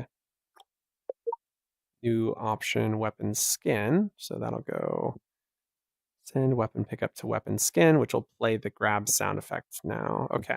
Set world keyword, unknown keyword variable laser sight visibility true. We already took care of that. Did we? I don't think we did. Let me go quickly check. I know I put it in, but I don't think we tied into it, I think was the problem. Well, we must have tied into it. Glow elements visibility is visible. Okay, so we did it, but we didn't do this part of it. Glow elements visibility to is visible. Glow elements visibility. Send glow elements visibility with is visible. Okay, so then scroll in here and then grab the send event to object, which will also be the weapon skin. The event is the glow element visibility right there. And that's sent with the Boolean value, which is true, and then delete that. Okay, so that has taken care of that one. Whew, we're rolling. It's a lot, but we're rolling. Here we can see we've set that to false, so we just need to duplicate this line right here, and then drag that down into here, and turn that to false, and then delete this one. And then play sound on grab sound effect. So once again, we have the grab sound effect when object is released. So we can do, I guess weapon pickup is also weapon release.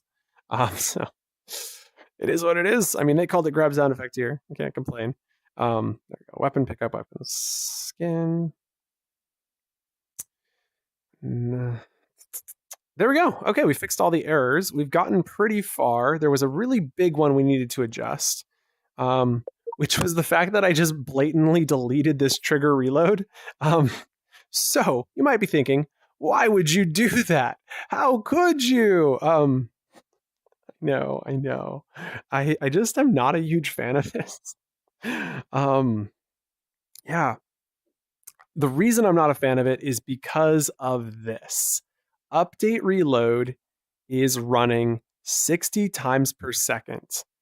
Every second. I mean, like, it's locally scripted. It's running 60 times per second. This adds up, okay? It might not be a lot, but it adds up. And so this has always bothered me. And I always loved the reloading. But as I've been playing, I realized that reloading is actually messing me up. It's making me less effective against other players. And people don't like reloading on the bigger weapons anyway. So I think the plan is to give there be a reload delay still, just like before. I think it's 1/3 of a second on the pistol now. But it's still going to be 1/3 of pistol on the shotgun, and the sniper is just only going to have so much ammo. So you're going to use it and then you're going to be out. And so like taking your time when you pick up those weapons might be a strategy that you want to employ. So this becomes not necessary because it reloads so fast, there's no reason to have to slap it. You still get the animation, but you don't actually have to engage with it, which should be okay. We might even at some point like put in an auto reload event. Okay, when world has started, cancel sending post start. I'm just checking to see if there's anything in here we might need to keep. And the answer is no, we do not. So the trigger reload can blatantly be deleted. That being said, I think we should be looking at our pistol and seeing that there is an element in here. There's two elements in here that I want to address. Number one is I have an option for players to use eject and reload as like something they can do. We're going to remove that option. I'm sorry, guys. It was a cool option. It's not really needed right now. It might be something we bring back in the future, but for now, it's only going to do falling off the world. It's going to respawn you. It's going to respawn you to the spawn zone. Which, because there's at this point, the fire rate is so fast, there's no reason to go any faster, and we're going to do that for all the weapons. So over here under our text display, this one, I believe, is the one that's running this code. Let's see, we have 3 options for the A/B settings or YB settings, and I'm just going to write respawn into all of them. I'm not even going to fix the code yet. I will come back to this on another day.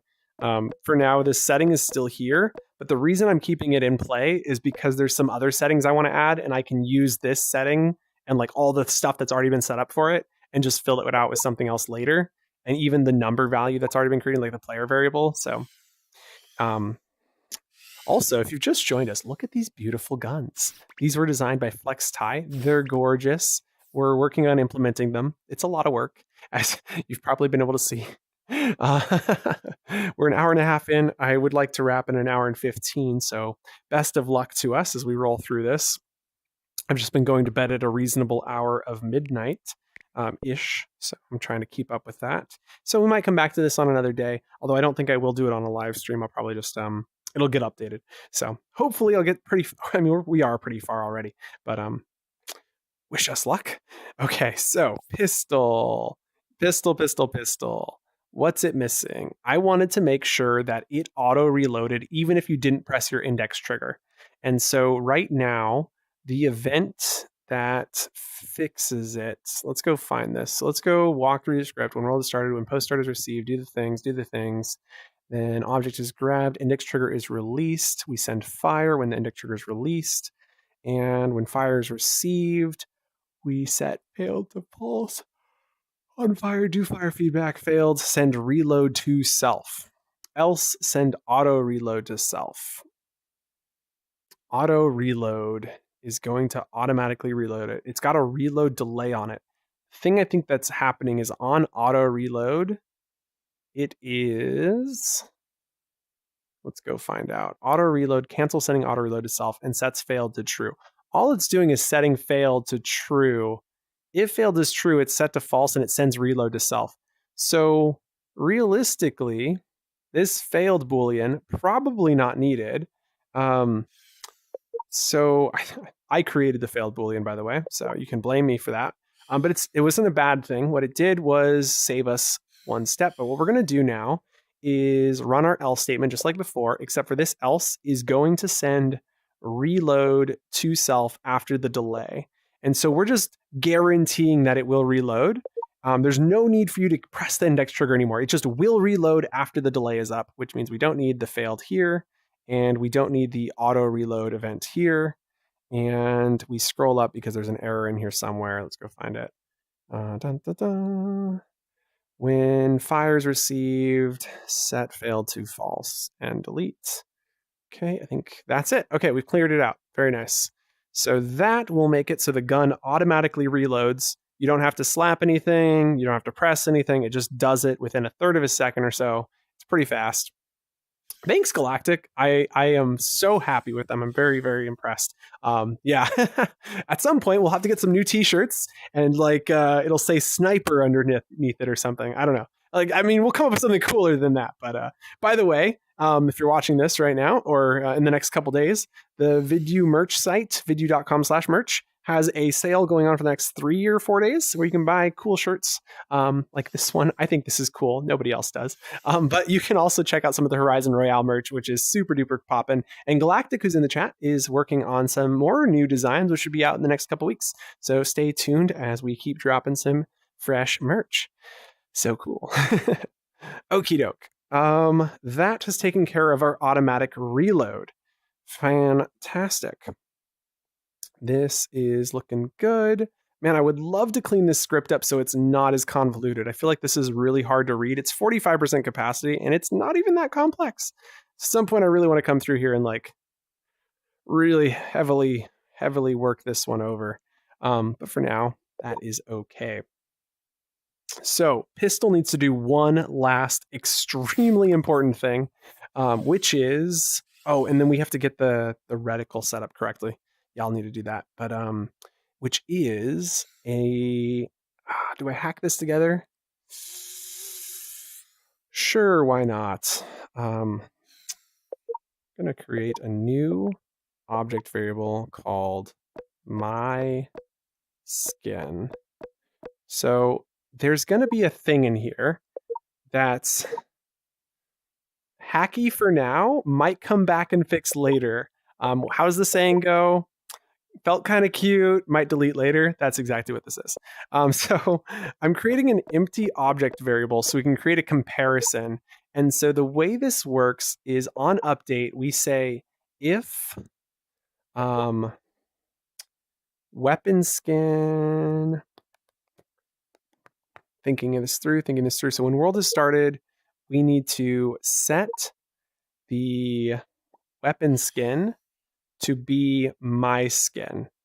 And so my skin is going to have to reference, for now, we're not going to use asset spawning until we actually have other skins that you can swap out. And so this is just referencing a physical object called my skin, which means this weapon skin starts as empty. So I'm just clearing that out. Then what we can do is go into here and say set weapon skin to my skin. So now this is updated to be a copy. So everything that we'd already written still works. Then on update, we say if weapon skin is not empty. So if the weapon skin does not equal empty, meaning it has been filled out with something, my skin or otherwise, we can then do stuff. Why this is important is when we eventually have asset swapping, we can then set it to be empty when it's being swapped out so that it's not trying to move it to position, which is what we're doing here. So we're going to move to and rotate to, and then I'm going to create a string list called weapon names,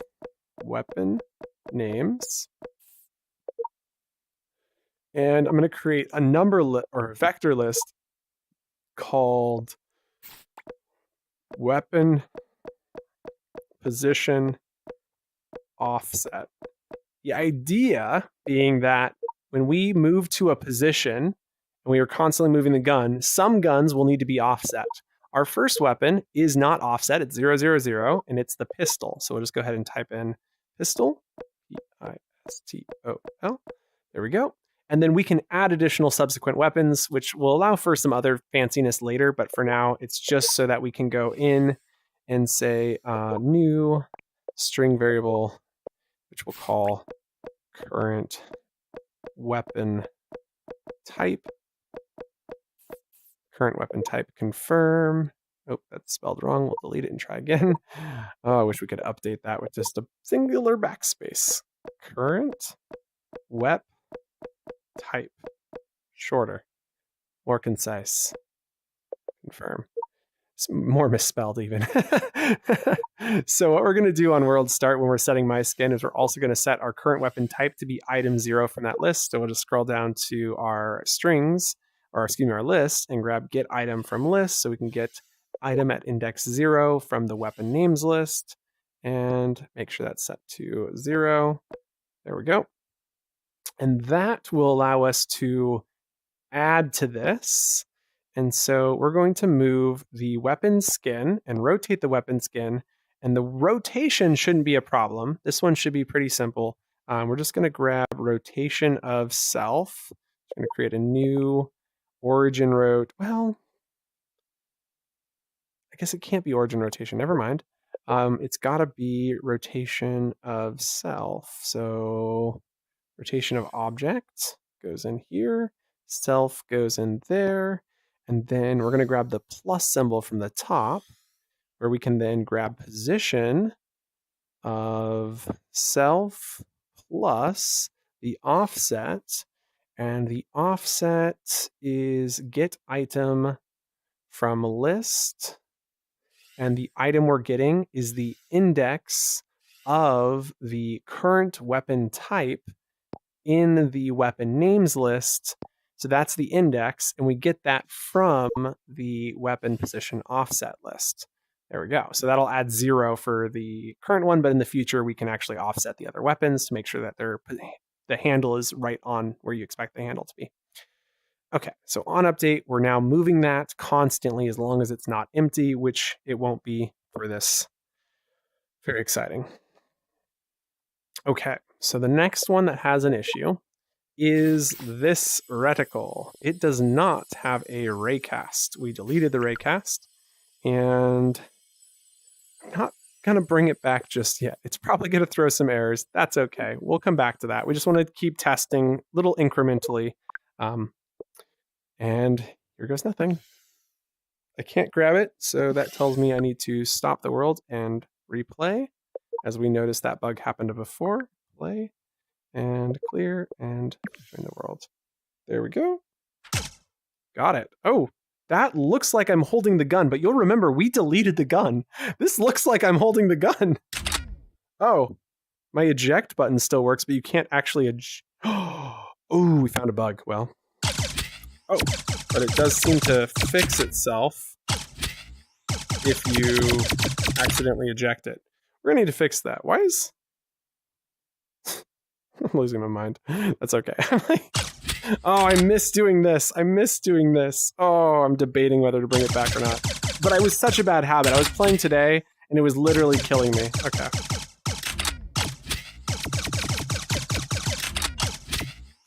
Oh, that auto reload is funky. Oh man, I might want to bring it back to the old script. Wait, what the heck? Oh, it does go on the second...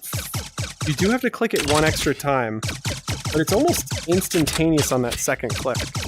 Interesting. So there it pops out. You can see it. That's kind of nice. Then you press again and it reloads. That's honestly not bad. I kind of like that. Okay.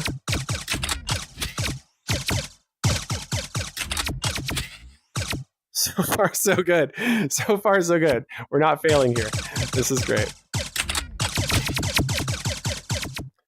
Query, though, is we haven't deleted the projectile launcher. So we're not actually using the projectile launcher or the raycast, which are both important elements. we did delete the raycast because we were going to do a raycast that overrides, which I'm pretty sure means we don't actually need a raycast. What is the world? There's a, oh, that's my build mode. I was like, what? There we go. It does seem like the positioning for this is off. I remember, like, that seems like it's in the wrong spot. I'm not sure why the attach position might have changed. Yeah, that seems nice. Okay. What am I missing? The sounds? Or I guess we're checking sounds too. Nice. Okay, here's the next sound. Not bad. Doesn't seem too bad. Let's go out into the game field. So much nicer when it's fast. The query is, will people notice, like, when they're playing with it? That's the real question. I think there's some lag there. I don't know why I'm seeing lag. Am I crazy? Feels like it. I'm also not getting haptic feedback, and we're in build mode, which is a little bit more finicky. Also, I'm gonna do my favorite thing here. 3, 2, 1. I missed it. I missed the shot. Oh, it was okay. That was okay. My other favorite thing that I've been doing recently is I'll take 2 of these and then go 1, 2. That's too much fun. Oh, okay. Can't seem to pick up my gun. Like, there's a little bit of... Yeah, the positioning on that is really, really off. Not sure why.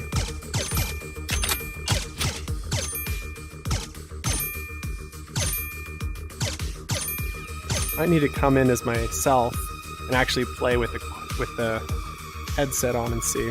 Okay, here we go. Without blowing anything up. I definitely didn't hit that. I forgot the timing isn't as long as it used to be. I used to love throwing those up in the air, lobbing them. It just kind of feels off.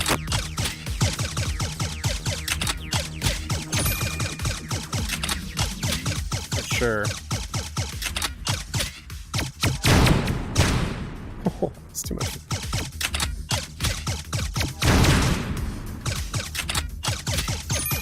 I mean, it could be that we just haven't transferred the ownership, so maybe it's just not as fast as I'm expecting it to be, because there's the server latency. I don't know if I could tell the difference, I think, is part of the problem. Oh, that's kind of cool that you can press your index trigger and, like, press the button, press index trigger, press. Okay, that's actually a new... I'm looking for, like, my next fidget spinner, like, when I'm in here. Yeah, it definitely feels like there's some lag. I think we need to do an ownership transfer. So let's go ahead and program that in. I'm going to go ahead and stop the world. Clear. And we're going to go into our script here and do a ownership transfer at the very top. And call this new owner. Confirm when new owner is received with a player ID called lid, and confirm. We're then going to transfer ownership, actions tab, transfer ownership of everything in this script to that player. There's a lot more than that in here. Let's just overestimate for now. Starting over here, we're going to grab every single object. We also should do, well, self has already been transferred, so that should be fine, because that's transferred on the 1, 2, 3, 4, 5. 1, 2, 3, 4, 5. Go, go, go, go. Okay, that's it. 1, 2, 3, 4, 5, 6, 7, 8, 9. 1, 2, 3, 4, 5, 6, 7, 8, and 9. Perfect. Okay. Transferring ownership is in, so we got to send new owner with a player ID value, which can come from our pistol. And this will happen somewhere in here. We have this received. There's like a thing that happens. Post start is received.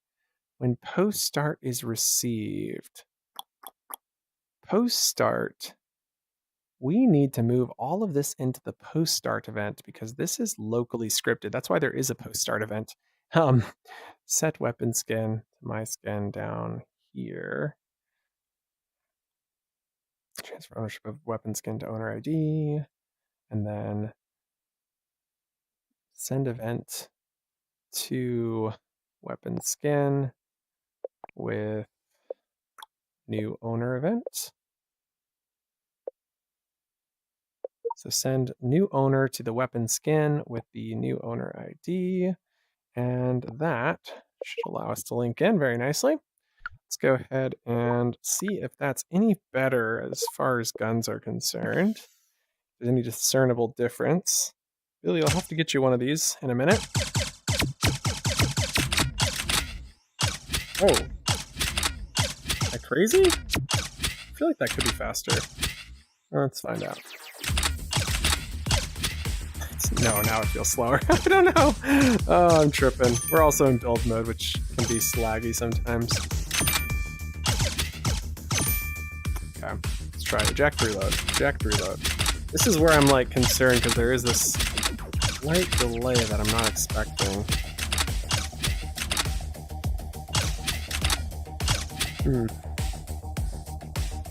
Line up my thoughts.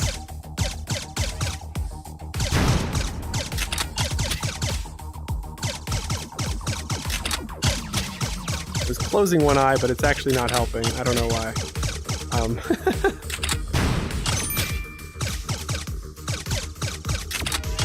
Grenades are definitely one of the hardest targets to hit. Let's go.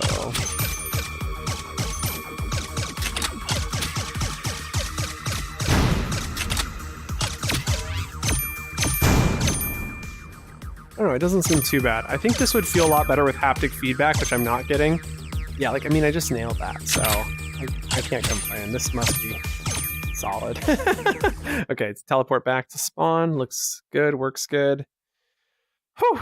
Okay, letting go of the gun. Goes back. I don't know why it's in such a weird position. I might need to go and try. Oh, Billy, I was tripping. I was tripping, bro. Your coin's here and you're there. I was tripping. Okay. Going to stop the world again. Clear. We still need to transfer ownership, or like we need to get the value for the projectile launcher, and we have those 3 events that we haven't gotten yet. So these 3 events: get raycast, get projectile launcher, get reload position.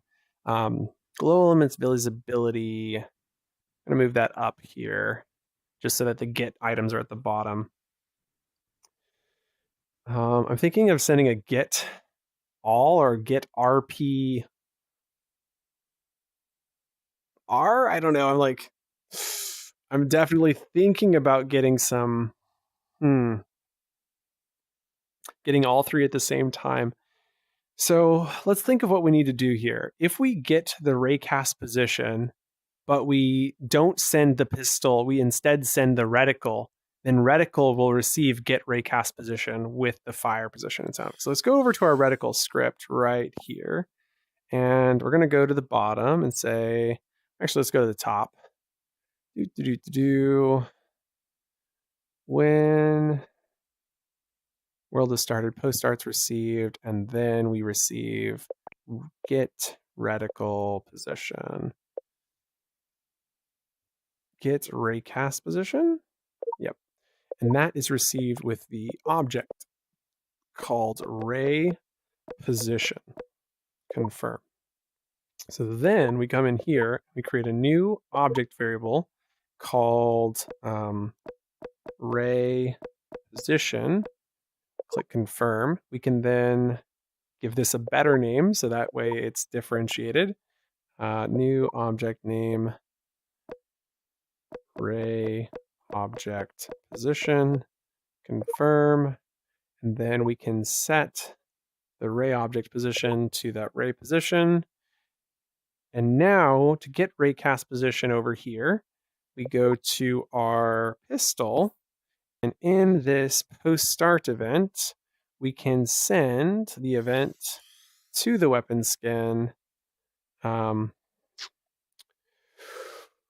Send event to weapon skin, which is get ray or ray spawn, get raycast position, which is sent to the weapon skin with the reticle, which is the receiver, as the parameter. So now that gets passed along to our targeting reticle. Now the only problem with the targeting reticle is it's not actually using that position yet. So down here, when we were previously update targeting reticle, raycast with ray, weird. They're doing that super strange. There's raycast and raycast with overrides. For whatever reason, they used raycast with overrides, but never put in an origin and a direction, which seems bonkers to me. So I didn't even know that was possible. The more you know, I suppose. So the origin is the position of our raycast object position there. And the direction is the forward direction of our raycast object position. So that should now work. Let's see if we use that ray anywhere else. Doesn't appear so. So because we're doing raycast with overrides, that allows us to just plug those numbers in and it just fires from that location, which means it doesn't need to move. What it does mean is we still need a raycast object, which you might think, well, don't you need to have that anyway, so why not have it inside? My theory is that we might only need one for all 12, and I don't know if that's true, though, because we do need to transfer ownership of it. For now, we're not going to worry about it, but in the future, I might get to the point where we're so desperate. I'm looking at that type of thing. Okay, so if I remember correctly, this ray casted with both objects and players, and the distance was set to 200 meters. And I don't know if there was an object tag. We might have to go look that up real quick.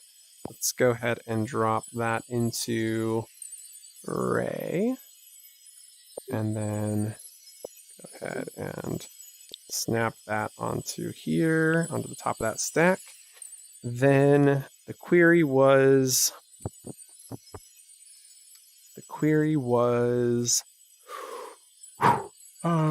what is the name? What was the projectile launcher targeting? So if we go back over here and pull out that asset again and take a quick peek. Oh, yep. You can tell it's my bedtime. I am ready for bed. Okay, that didn't let me search. Search for PIS. Go into here. There it is. Yeah, if you ever have that bug, I found that if you search for the thing you're looking for and then tab over, it actually works, which is crazy cool. Zoom in, open up the properties panel, and the raycast was targeting items named weapon, all lowercase. Zoom out. So, objects tagged weapon. Objects tagged weapon. Just thinking about that. So our grenades must then and therefore be tagged weapon. If I open these up, we can take a quick peek. Object, attributes. Yep, it is tagged weapon. Thinking about that. Like, is our gun tagged weapon? It must be, right? Attributes. Oh, it's not. Interesting. Peculiar. I'm not sure what to think about that. Well, I'll keep thinking about it in the back of my head. Okay, lowercase weapon, W-E-A-P-O-N. Okay, that is now set up correctly. So the raycast will now work. The next one is the projectile. And so we're going to go into the pistol in the same place where we were sending get to raycast position. We're now going to send the get projectile. A, B, C, D, E, F, G. Get projectile launcher is sent to the weapon skin. This time it's sent with self because this is the item that needs to know about it, I think. I think this is actually where this gets ridiculously complicated, isn't it? Yeah, this is where it gets really complicated. Let's think about this.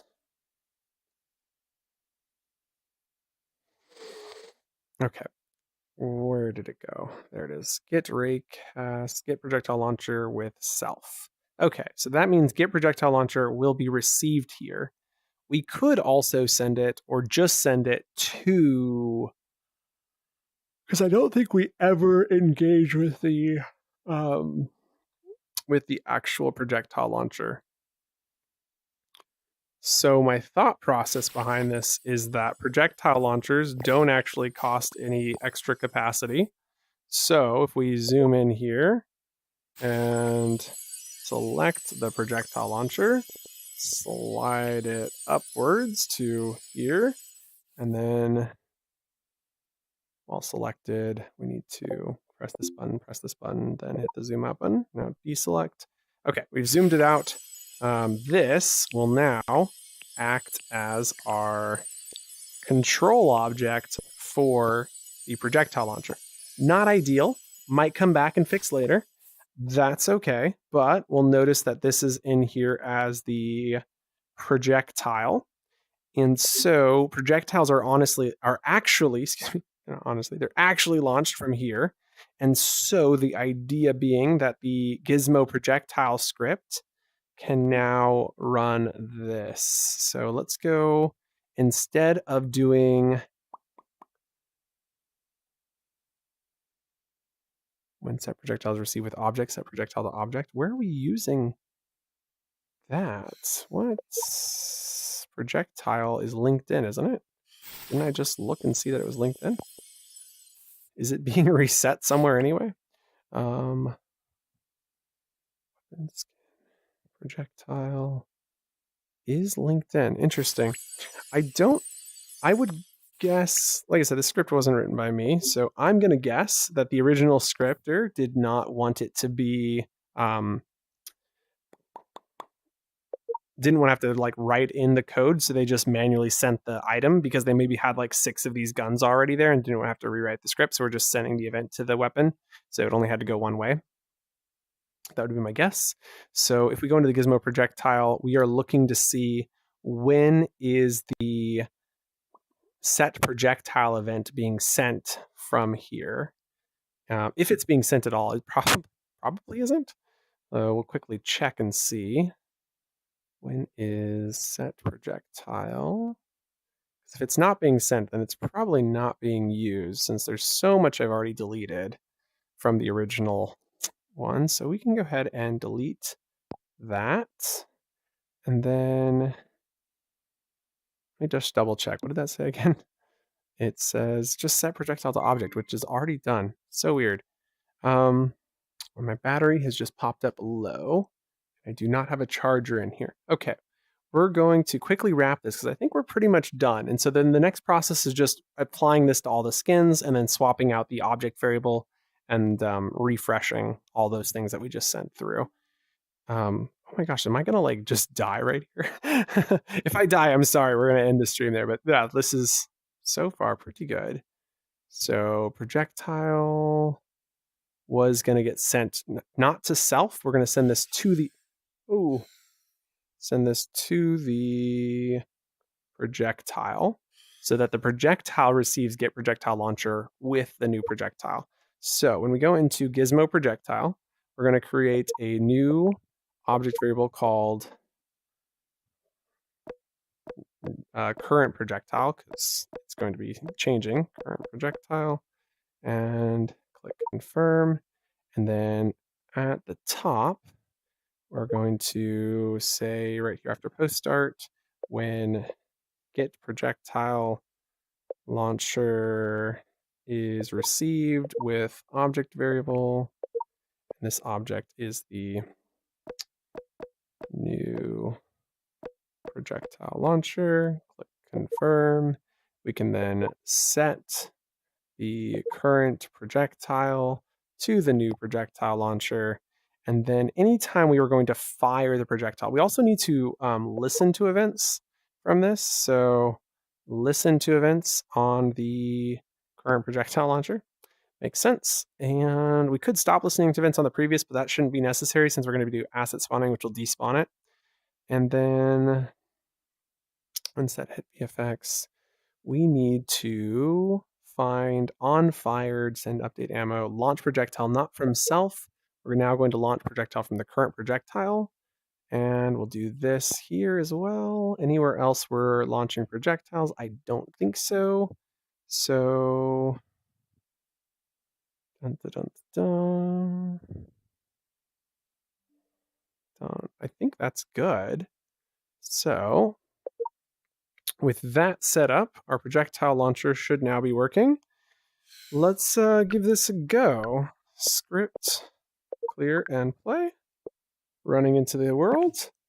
Wishing me luck, he is done. I can't grab this.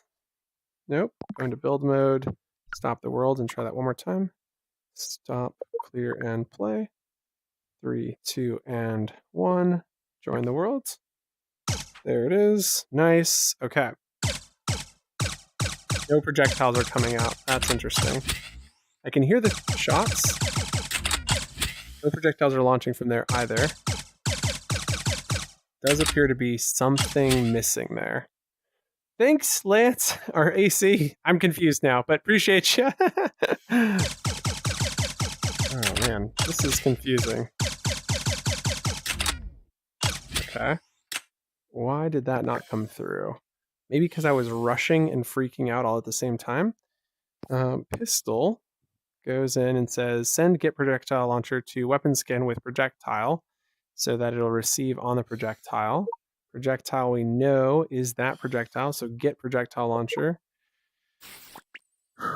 should be received on this guy. So we go into gizmo projectile, and we see that when get projectile launcher is received with new projectile launcher, set current projectile launcher to new. We're just going to do that there. Set current projectile to new projectile launcher.